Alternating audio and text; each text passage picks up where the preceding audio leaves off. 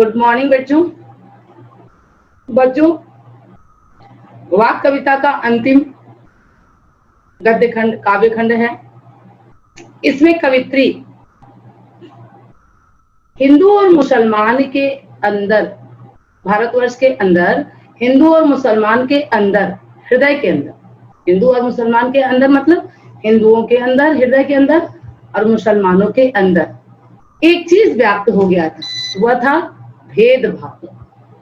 भेदभाव की जो प्रवृत्ति हिंदुओं और मुसलमानों के अंदर जागृत हो गई थी, उसको पाटने का प्रयास कर रही है, उसको खत्म करने का प्रयास कर रही है। हम आपको बताए थे कि भक्ति काल मुगलों का काल था।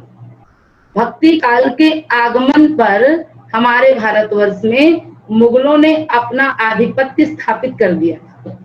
मुगलों के आधिपत्य स्थापित करने के बाद हिंदुओं और मुसलमानों में एक खाई सी आ गई थी, और हिंदू और मुसलमान सभी एक दूसरे के क्या हो गए थे? दुश्मन हो गए थे। इन भक्त कवियों ने इस जहर को, हिंदू के अंदर जो विष व्याप्त था, मुसलमानों के अंदर जो विष व्याप्त था, इस विष को समाप्त करने के लिए बहुत प्रयास किया।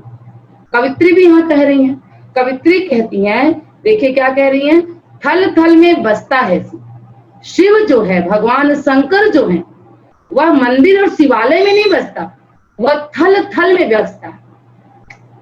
इस धरती के प्रत्येक जगह शिव है। भेद न कर क्या हिंदू मुसलमान, हिंदू और मुसलमान में इसका भेद नहीं होना चाहिए। क्या बोल रहे हैं?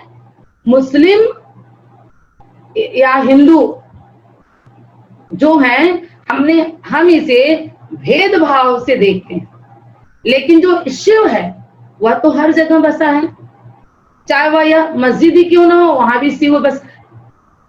मक्का मदीना में ऐसा माना जाता है, वहां भी शिवलिंग है, मक्का मदीना में भी शिवलिंग है। तो भाई वहां हिंदुओं का भी देवता विराजित है, अल्लाह भी विराजित है। तो यदि दोनों, अगर हिंदू अलग का अल्लाह अलग होता और मुसलमानों का, हिंदुओं का शिव अलग होता, मुसलमानों का अल्लाह अलग होता, तो क्या भगवान एक साथ रह पाते? नहीं, दोनों एक है। यह सिर्फ हमारे समझने की बात है। हमारे अंदर, मनुष्य के स्वयं हृदय में ईश्वर का वास है। हमारे हृदय में मैं आपसे बोल पा रही हूं, आप हमें सुन पा रहे हैं, आप हमारे जितना महसूस कर पा रहे हैं या हमसे अधिक महसूस कर पा रहे हैं, वही तो ईश्वरीय शक्ति है, वही तो ईश्वरीय शक्ति है। नहीं तो विज्ञान ने क्या ऐसी कोई चीज बनाई जो सुनते ही महसूस कर ले, करुणा भावना से भर जाए, भाव से भर जाए, बचपने से भर जाए, वात्सल्य से भर जाए, मातृत्व स्नेह से भर जाए। भावानुभूतियां क्या क्षण क्षण कोई बदल पाता है? रिपोर्ट तो बना दिया है विज्ञान ने, लेकिन ऐसी चरमोत्कर्ष कृति जो ईश्वर ने बनाई है, वह शायद विज्ञान ने भी नहीं बना पाई। तो ये जो ईश्वर है, यह हमारे घट में, घट माने हमारे हृदय में। इसीलिए कवित्री कहती है कि हमें इसका भेदभाव नहीं करना चाहिए।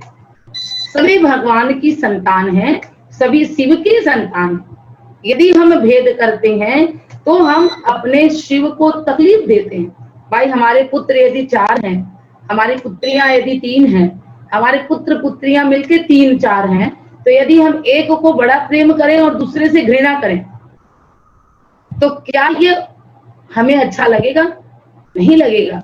भगवान कहता है, भगवान एक है, माता पिता एक है, बच्चे उनके 4 हैं, लेकिन यदि उनके साथ विभिन्नताएं की जाए, कोई उसका एक बच्चे को मुसलमान मान ले, कोई एक बच्चे को हिंदू मान ले, कोई क्रिश्चियन मान ले, और आपस में सब मर मिटे, तो क्या जो माता पिता हैं उन्हें अच्छा लगेगा?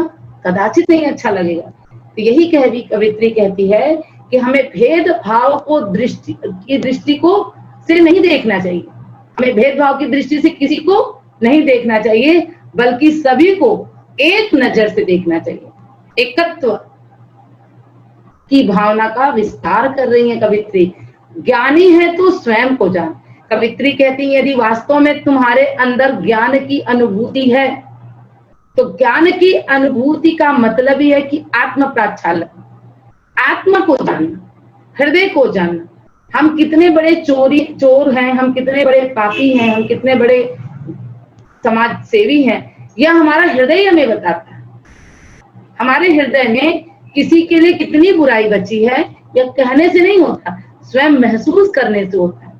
तो कवित्री कहती है कि हमें अपने अंदर आत्मा के रूप में बसे हुए ईश्वर को पहचानना चाहिए और उस ईश्वर से साक्षात्कार करना चाहिए और सबसे प्रेम करना चाहिए, क्योंकि जो हृदय के अंदर बसा है, मनुष्य के हृदय के अंदर, वह भगवान ईश्वर है, एक ईश्वर है।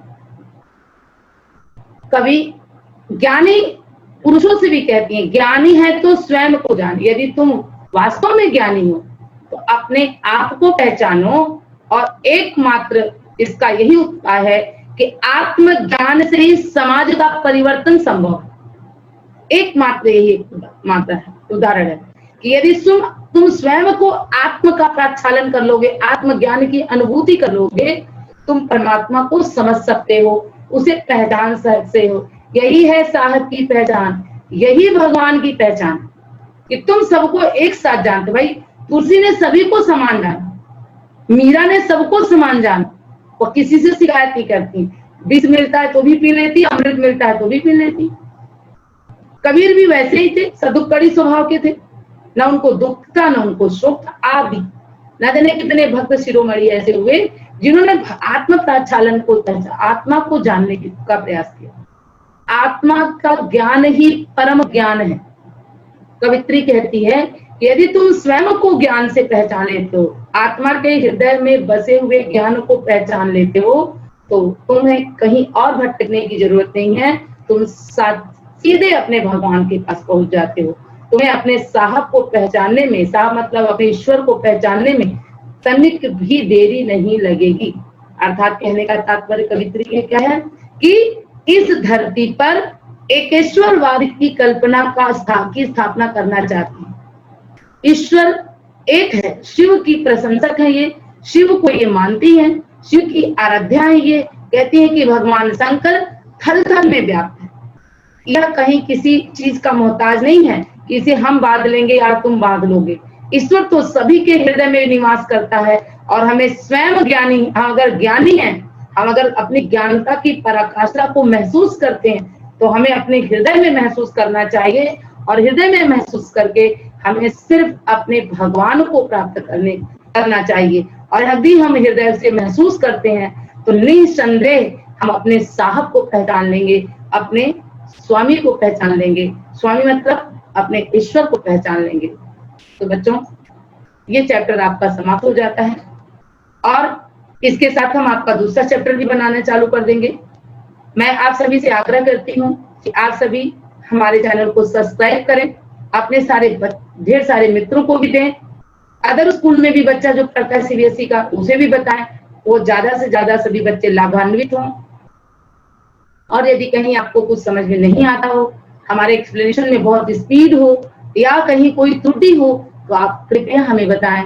हम आपको लिख करके आप हमें कमेंट करें, उस कमेंट के द्वारा हम आपका निदान ढूंढेंगे। निश्चित ही हम आपका जवाब देंगे। हम आपके जवाब देने के लिए ही आपका कमेंट पढ़ना चाहते हैं। आप कमेंट करें, ज्यादा से ज्यादा सब्सक्राइब करें और हमारे YouTube से अपना फायदा उठाएं। आज के लिए इतना ही, धन्यवाद।